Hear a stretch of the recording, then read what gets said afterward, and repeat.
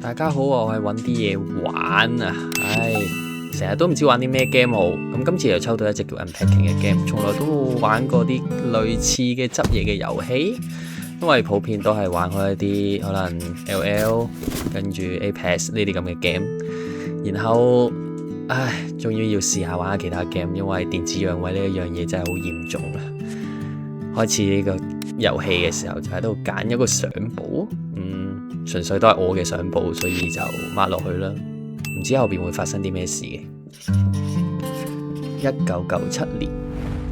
呢隻 game 都出咗好一段時間噶啦，2021年先出，但係從來就冇睇過呢啲遊戲。平時都係同啲朋友玩下 LL、Apex 呢啲咁對戰類嘅遊戲，呢啲抒情類嘅遊戲講故事呢啲咁嘅遊戲，真係從來都未有點玩過。劇情類都係玩下嗰啲Elden Ring 可以自己去揾故事嘅遊戲。咁呢一隻遊戲睇落就係透過搬屋，每一次執物件嘅時候可以睇到故事裏邊主人翁嘅發展係點樣。啱啱就有一本粉紅色嘅簿仔啦，咁我收埋咗喺個櫃裏邊。OK， 咁但係如果用得粉紅色嘅，我相信應該係女仔嚟嘅。有個小小嘅豬仔錢罌，書就一定擺書櫃位置噶啦。我細個嘅時間，因為同屋企人阿哥嗰啲一齊瞓同一間房，所以其實我都係用呢啲咁嘅上下格嘅床，下邊就基本上係書台，然後放電腦，跟住日日夜夜去打機。我諗好多人都同我差唔多噶啦，香港呢啲咁細嘅環境，普遍都係用一啲比較密集少少嘅家私放置嘅位置，都有啲 board game 噶喎，睇嚟都幾多愛好啊！呢個女主角，鉸剪、手工勞作嘅嘢，小弟甚少去做嘅。跟住就係公仔，一般都係擺晒上床噶啦。我細細個爸爸媽媽買俾我嘅公仔，我都係放晒上床嗰度。諗起嗰陣時老豆老母買嘅公仔，都係自己嗌翻嚟嘅，嗌生嗌死，因為都冇乜錢屋企。咦，啱啱講起家私嘅嘢，書台下邊喺度擺書，將啲嘢擺翻晒過去先。冇錯，大家可能會睇到條片個錄音好似有啲奇怪，因為其實我都係做後期去配翻個音咁樣咯。因為打機嘅時候講嘢，雖然呢啲咁抒情類嘅遊戲係應該好多嘢講，但因為始終我都係第一次去拍片，所以冇辦法可以一路玩嘅時候一路去講好多唔同嘅嘢，所以都係透過後期配音將自己心裏邊想講嘅嘢講翻出嚟。因為始終都係第一次拍片，所以把聲可能會有少少尷尬，希望大家冇咁介意。之後會慢慢再改進㗎啦呢一部分。咁呢隻遊戲可以睇到嘅故事，每個人嘅感受都會可能有啲唔同。如果大家都有啲感受，都可以喺下邊嗰度留言同我講，一路去講翻大家細個嘅時候嘅展係點樣。我都知唔同人都有唔同嘅細個嘅童年啊。我嘅童年可以講下嘅，只不過就係純粹同老豆老母可以開心去打機咯。我覺得某程度上會比其他人好，因為我自己都覺得好幸福。細個老豆打機玩嗰啲網絡嗰啲 online game，唔知大家有冇玩過啊？天龍八部啊，中華武俠嗰啲遊戲咁樣啦，但係名都唔太記得噶啦，其實。但嗰陣時都叫玩得開心。差唔多都應該執得七七八八啦，基本上擺設嘅嘢都已經擺晒上個櫃裏邊。咁稍微就 skip 一 skip 呢個位啦。豬仔公仔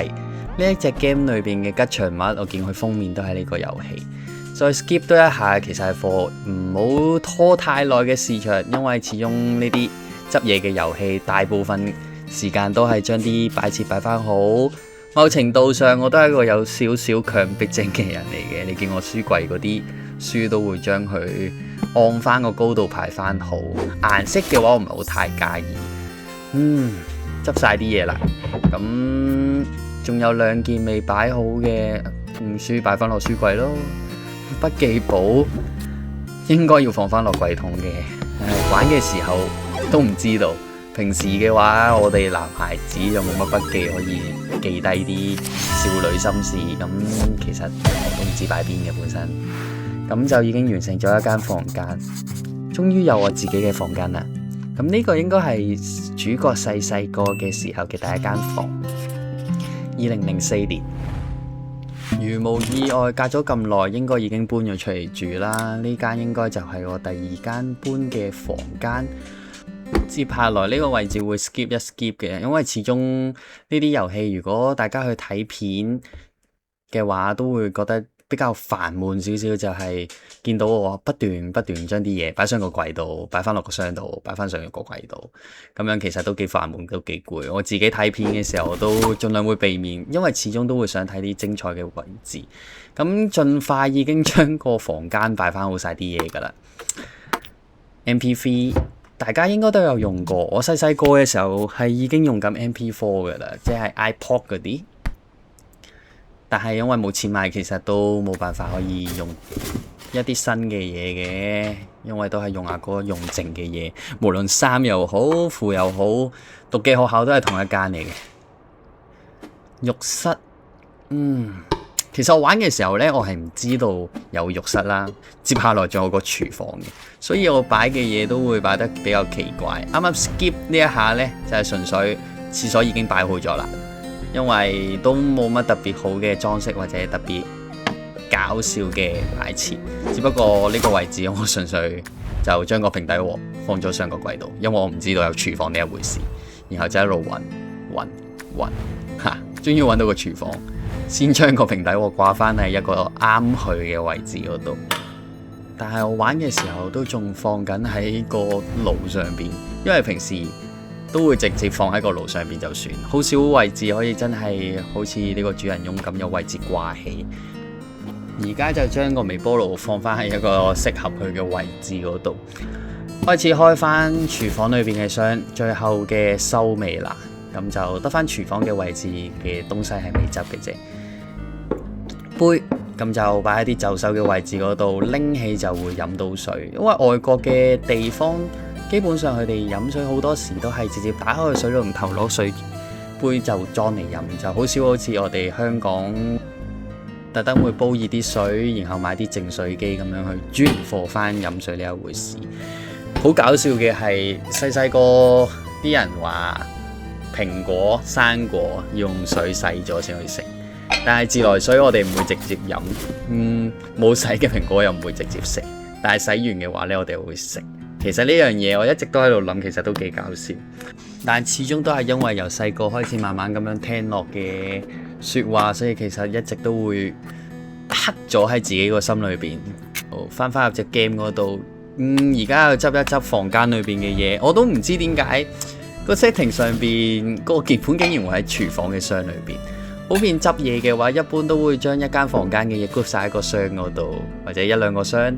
然後再搬去另外一個你準備裝飾嘅一間新房間。咁你拎起手上嚟應該會方便好多放嘅嘢。打開個匙羹櫃，我將隻木羹就咁放咗入邊。因為玩嘅時候其實唔係好清楚佢裏邊啲物件係點嘅，雖然個畫風係真係幾靚幾舒服，玩落其實都可以將一日嘅煩悶嘅心情啊，返工最攰，返到嚟執下嘢，打下機，咁咪一日，然後就休息瞓覺，所以都冇諗咁多，冇特登去研究佢裏邊係咩，就盡量將啲嘢就擺好放好喺一個應該係屬於佢嘅位置嗰度。但一陣間大家會見到嘅就係好多位置呢，我係放錯咗嘅，我係好似而家目前嚟講係亂咁放緊嘅啫，因為我都唔係好知道，外國嘅廚房嘅擺設係應該點擺。其實我都好跟翻自己平時將物品放置嘅位置去擺，調味料放喺個爐頭上邊方便落料，跟住啲工具啊、匙羹叉嗰啲啊掉晒落去個櫃嗰度就算噶啦，好少話執得好一整齊嘅。但係呢隻 game 就係要貨你放嘢嘅位置要擺得整齊先啦。我唔知點解自己會將嗰個類似夾嘅嘢放咗喺個爐頭上邊，應該係貨翻將自己啲嘢可以擺翻落個櫃裏邊，然後求其執住先嘅，因為都唔係好清楚啲位置應該係點樣去擺，都係好求其。初初玩嘅時候應該係覺得嗰個匙羹應該係攞嚟筆調味料嘅，就放咗上個櫃嗰度。洗潔精嘅話都放埋上個櫃嗰度，因為要將個洗手液換翻位置，因為冇乜位置，將香水都放翻喺間房入邊。嗰陣時我都玩嘅時候都唔知自己係諗緊啲乜嘢，就係純粹將啲嘢就想放翻晒上去，因為可能玩嘅時候都係半夜嘅時間，因為都比較忙啊，冇乜時間可以好好咁樣享受一隻遊戲，純粹係想喺一日返完工之後返到屋企可以輕輕鬆鬆咁樣揾一隻遊戲嚟玩，先會開創咗一個頻道咁樣去玩下唔同嘅遊戲。因為打開個 Steam， 雖然買咗好多 game， 但係如果冇一個動力去玩隻遊戲嘅時候，其實我都係可能掛住個 Steam 喺度望住佢15-20分鐘，甚至半日啊，我都唔知自己玩啲咩遊戲好。跟住又睇片睇到悶，咁而家有一個動力就係可以拍片同大家分享一個唔同嘅遊戲。唔知大家有冇玩過或者有睇過人玩過呢一類型嘅遊戲？如果有唔同嘅意見，其實都可以喺啲留言嗰度同我講翻。咁我會慢慢去改進翻我自己拍片嘅技巧啦，講嘢嘅技巧，至少唔會口窒窒，好似而家咁樣。可以盡量可以喺隻 game 裏邊咁講嘢，其實都真係幾難。我都好佩服實況主嗰啲可以一路打機一路同觀眾傾偈。可能我而家係自己一個去做呢一件事情，所以會更加去困難。但係希望可以克服到咯，然後仲可以透過呢隻遊戲可以醫到電子陽痿呢一樣嘢，亦希望可以幫到大家醫電子陽痿。因為好多人忙碌完都係想輕輕鬆鬆睇人玩，咁而家我係做玩嗰個，大家係做睇嗰個，咁其實大家都可以揾到當中嘅樂趣，其實都係一件好事。希望大家可以幫到大家啦，當然咁都要幫到自己先。咁呢個位置就將錯嘅嘢擺翻啱嘅位置。咁其實都真係好似啱啱所講啦，有好多位置都係錯嘅。咁就擺翻好佢，即係啲杯啊嗰啲位置執翻好佢啦。啲碗盡量就放翻晒喺同一個位置嗰度，擺得整整齊齊。啱啱咧有個 achievement 掉咗出嚟，我都唔記得咗講。佢話我將啲餅乾放咗喺一個好高嘅位置嗰度，令到個女主角攞唔到。咁睇嚟佢應該都唔係一個比較高挑嘅女孩子嚟嘅。咁就呢個位置就放翻個碗喺度，盡量喐一喐啲位置，騰翻啲空間出嚟。咁睇落其實呢間房間都唔係好大，因為佢可以放嘅嘢都唔係好多。女孩子梳嘅話，應該洗頭嘅時候會用到，放喺嗰個位置應該都幾好。係啦，餅乾啊，終於放翻入嚟個廚房嗰度啦。第二間房間唔係應該要咁講，第二個屋企差唔多已經將啲嘢放翻好晒，然後就可以接下來再下一個回合，下一個年度，盡量將啲嘢放翻好。目前嘅話仲睇到應該仲未拍拖嘅呢個女孩子，但冇理由讀緊大學都唔拍拖噶嘛。我相信大家拍拖嘅年紀都應該係中學嘅時間已經有開始拍拖噶咯喎，因為始終香港嘅社會都比較接觸得到外國比較多，普遍都會比較早熟。我自己拍拖都好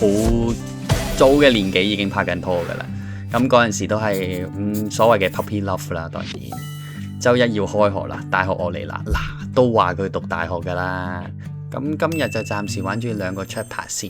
咁下一次再玩就會係佢應該讀完大學嘅時間嚟噶啦。咁就睇下佢之後嘅發展會係點，睇下佢會唔會識到一個好嘅男朋友。如果覺得 OK 嘅話，撳個訂閱，撳個 like 支持下我，下次見。